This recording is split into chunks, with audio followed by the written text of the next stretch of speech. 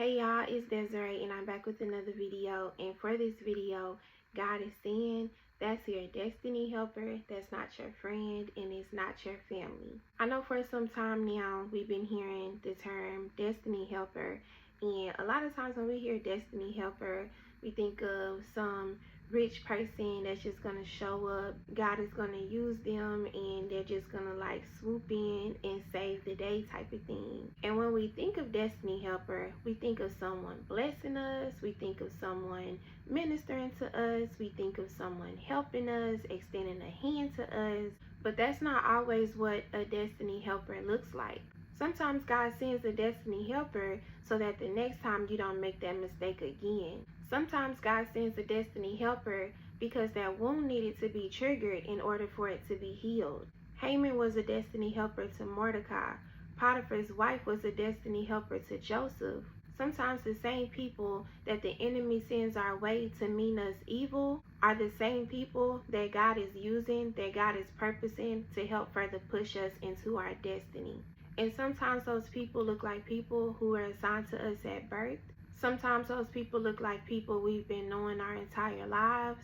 Sometimes those people look like people that we've been rocking with. You've been my day one, but whole time unbeknownst to me, you were my destiny helper. And sometimes when we mistake a friend, when we mistake a family member as a destiny helper, we have the tendency of allowing them to stick around for way too long. And wherever there is no longer purpose, there is pollution.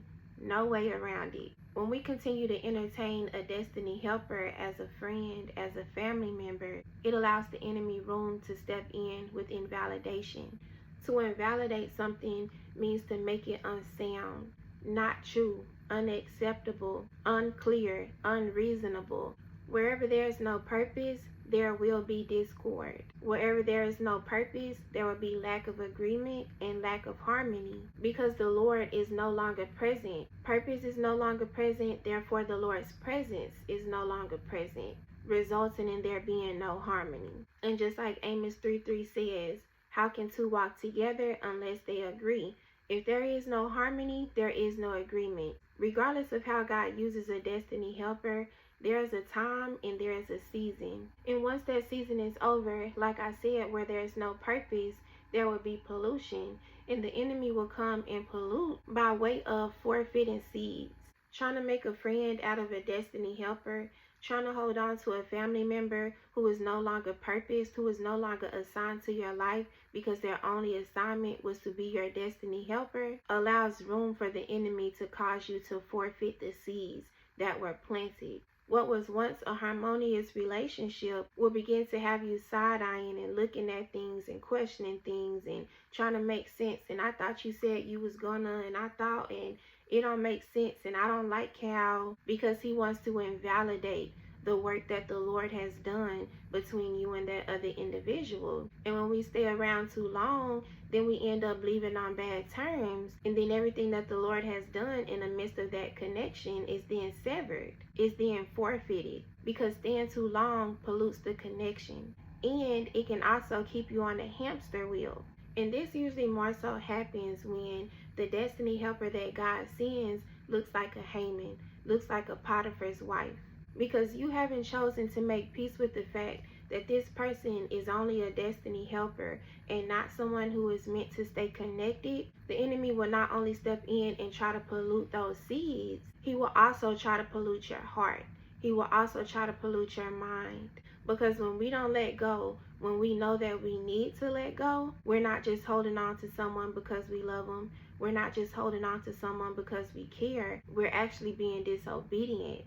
And because we're being disobedient, the enemy comes in and puts us on an emotional hamster wheel. He then begins to use the person that God sent to be your destiny helper to work against you. And because it's no longer in the will of God, because it's no longer purposed by God, there's no blessing in the toxicity. Only God can put a blessing in toxicity. But when we start trying to put a blessing in toxicity, we bind ourselves to an emotional hamster wheel. That's why today it could seem like everything is great for a month. You know, we had a great month.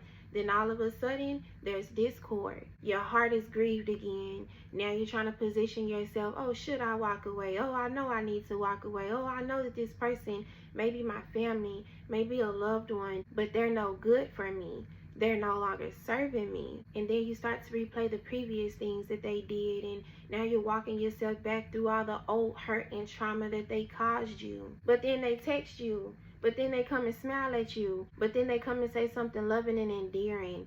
Then they show a sign that there is a heart there, there is love there, there is emotion there. This isn't someone that I should give up on, right? But that's all a plot, strategy, scheme of the enemy to keep you on that wheel. There's no love there, only pollution. There is no purpose, so there's only pollution. Do not delude yourself. We truly have to get comfortable detaching. We truly got to get comfortable saying, this is just no longer serving me. We got to stop feeling guilty about outgrowing people. We got to stop feeling guilty for growing faster than maybe other people are. We got to stop feeling guilty for what other people are experiencing, what other people are going through. And I say guilty because why you keep trying to carry them? Why are you trying to help them with that load? They not even helping you with the load. Stop feeling guilty. Stop letting the enemy guilt trip you and sticking around people who you know it's time to let go of. If there's no harmony, you need to let go of them. If there's pollution, you need to let go of them. If there's room for discord, you need to let go of them. If they invalidate you, if they invalidate your emotions, your experiences, your faith, they need to go because the Lord is no longer at work there. You do not want to be anywhere where the Lord is not working. You do not want to be anywhere where the Lord's presence is not. It's way too much room for the enemy. And look at that word, invalidate, invalid. Invalid can mean to affect with disease. That connection is diseased. If God is not in that connection is diseased. You have to always be mindful. You got to always be sensitive to the change in direction. What's serving you today may not be serving you by tomorrow. What's beneficial for you today may not be beneficial for you tomorrow. The conversations that you needed to have yesterday may not be the same kind of conversations you need to have today. And it's up to you to discern that. When you start discerning things fizzling out, when you start discerning that God's grace is no longer on a thing, when you start discerning that things are drying up, you need to move around. When you start realizing that the conversation is not feeding you how it once fed you, you need to move around. When you start to realize that it's more pull than it is take, it's more take than there is pull, it's not equal, there's no harmony, you need to move around. If emotional stress can affect the body, what can it do to the spirit? What can it do to the mind? Your own flesh will begin to work against itself under emotional stress. Imagine trying to make something work with somebody and your own flesh can't even agree with itself. You know you don't have no business there.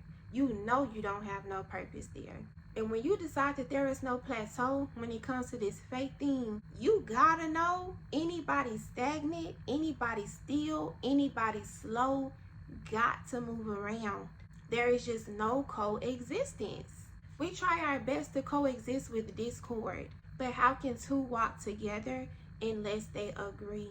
And I also have to say this, every brother in Christ, every sister in Christ is not your friend. We can pray, we can fellowship, we can encourage each other, we can lift one another up, but that does not mean that that is your friend. Not when we're constantly moving and building in the faith. Not when we're constantly growing, constantly shifting, constantly changing. Now you're bitter, now you're hurt, now you're in your feelings because this person that you thought was your friend was only your destiny helper. You mistook the assignment. If that's my friend, I may be disappointed if I ain't heard from them. I may be disappointed if I called and they ain't pick up the phone. But when I understand that's my sister in Christ, when I understand that's my brother in Christ, I understand that there's purpose in this connection. There's purpose to this relationship, and I'm going to handle it accordingly. It's a must that we assess the people that are in our lives, but it's also a must that we assess the people that God sends in your life. Because when we go assessing a destiny helper as a friend, and it looks like that friendship has come to an end, there's room for the enemy to try to come in and now forfeit those seeds, invalidate those seeds, invalidate the work that the Lord has done through that connection. But if I understand that this is my destiny helper, if I understand that I'm called to be this person's destiny helper, then I can show up and show up full-heartedly. And when it's time to depart, I understand that this was only a reason and a season.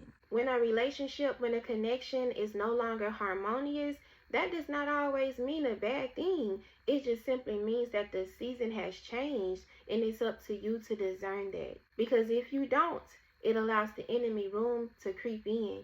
So therefore, assess the people who come into your life, assess the connection so you can understand the commitment.